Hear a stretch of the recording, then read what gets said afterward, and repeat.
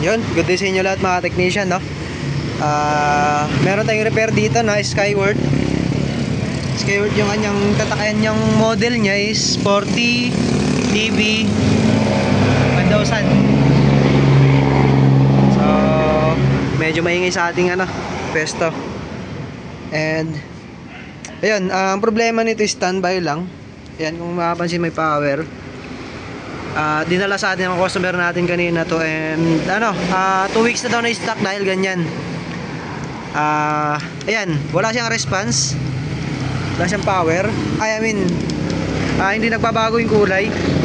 Kaya syempre hindi siya nagbubukas, pero ang kanyang supply is intact yung kanyang 12 volts. So present. Kanya 5 dito, meron din. Ayan, kompleto lahat. Itong mga to meron. And ito meron din to. Meron siyang 12 volts. Tapos yung kanyang amplifier positive. Malamang meron din. Ayan, 12 volts din. May napansin lang ako dito sa kanyang wifi. Ito kasi wifi section na niya. And ito may umiinit dito. Ito nakakapasok to. Itong transistor na to, ayan, ang init nya. So bunutin natin. Titignan natin kung ano na yung naging problema. Kasi itong transistor na to, itong switch kasi to ang purpose nyan.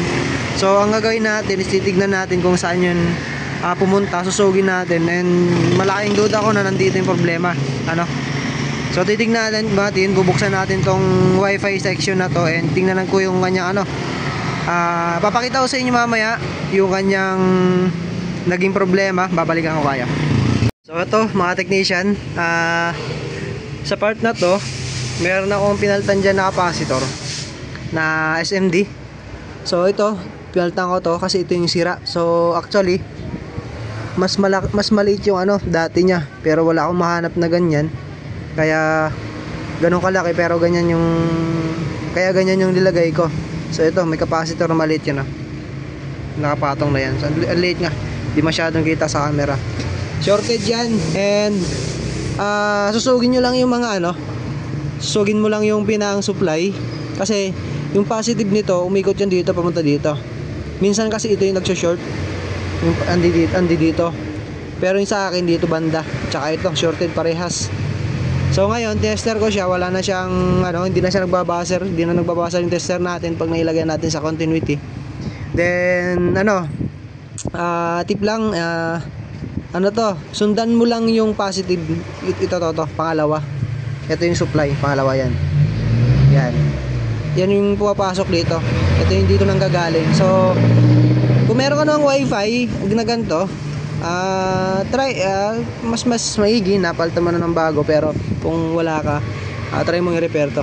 Napakainam nito. Ang bilis lang yung mabilis lang naman matanggal, pero ingat lang kasi SMD sobrang liliit.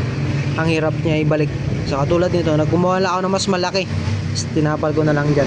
So testing natin. So ito mga technician, naibalik na natin siya. Medyo matindi nga lang kasi may naputol akong wire, pero okay naman. Dugtong naman natin siya ng maayos. And ayan, make sure na lang natin na connected lahat yung mga yan, tsaka yung ground nya, yung grounding. So may problema rin sa button. Kala ko hindi pa rin gumagana kanina, pero kailangan natin i-short yung button kasi sira pala, open. So kailangan natin siyang ipakita ko sa inyo. Yan. So may standby. Ayan, mapapansin nyo, walang response. So ito naman, sinashort ko na to kanina, kaso ayaw pa rin dahil nga dito sa wifi. Shorted yung kanyang wifi section, kaya ni-repair natin. Kung nakita nyo yung ginawa natin, so short lang natin to. Wala tayong photographer, videographer pala. Yan. So nagkulay green na siya. Pupunta tayo sa ilalim. Ayan, okay. Ayan. Nalinaw. Goods na siya. So naalala ko lang, pangalawang gawa ko na pala ito ng ganitong issue. Kaya lang medyo matagal na, nakalimutan ko kung saan banda yung capacitor na tinanggal natin. So yun,